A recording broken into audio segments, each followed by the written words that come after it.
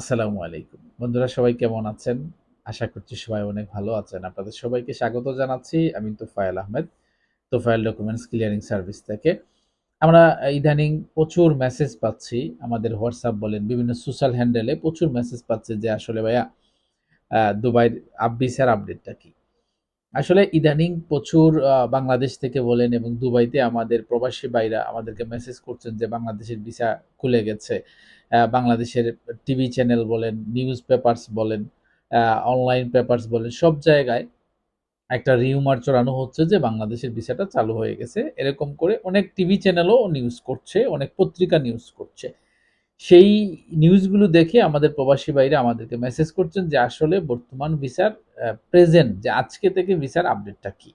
আজকে ১৪ই জানুয়ারি ২০২৫ আজকে পর্যন্ত যে আপডেটটা হচ্ছে সেটা হলো যে এখন পর্যন্ত বাংলাদেশীদের জন্য শুধুমাত্র transfer high profession, transfer visa হচ্ছে যাদের সার্টিফিকেট আছে, যাদের ব্যাচেলর ডিগ্রি সার্টিফিকেট আছে তাদের ভিসাটা হচ্ছে। আদারওয়াইজ বাংলাদেশীদের জন্য কোনো ধরনের ভিসা এই মুহূর্তে চালু নাই। পাশাপাশি আরেকটা ভিসা চালু আছে সেটা হলো ইনভেস্টর ভিসা।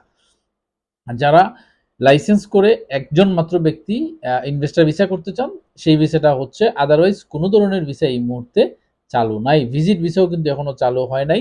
পাশাপাশি ট্রান্সফার ভিসাটাও কিন্তু চালু হয় নাই। যারা দুবাইতে আছেন এক কোম্পানি ক্যানসেল করে আরেকটা কোম্পানি ভিসা লাগাতে চাচ্ছেন তাদেরটাও কিন্তু হচ্ছে না।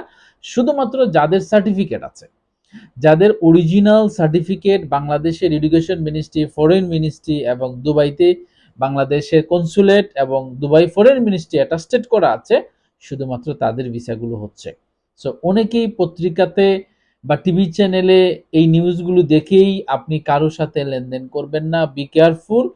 যখন অ্যাকচুয়ালি ভিসাটা চালু হবে তখন আপনারা ভিসার সাথে কারো সাথে লেনদেন করতে চাইলে করতে পারবেন। বাট এই মুহূর্তে একটা সতর্কবাণী আপনাদেরকে বলছি যে এই নিউজগুলো দেখে, এই পত্রিকা বা এই টিভি চ্যানেল নিউজগুলো দেখে আপনারা কারো সাথে কোনো ধরনের ভিসা সংক্রান্ত লেনদেন করবেন না।